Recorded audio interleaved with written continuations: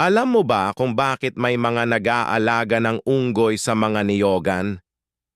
Ang mga unggoy ay matatalino at mabilis umakyat sa matataas na puno ng niyog, kaya ginagamit sila bilang tigapitas ng buko.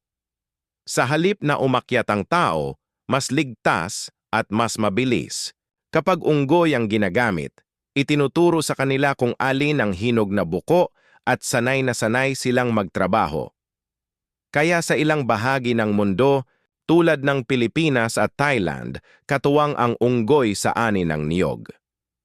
Matatalino, masisipag, at tunay na kaagapay ang unggoy sa niyogan. Kaya mahal na mahal ng mga amo nila ang mga unggoy.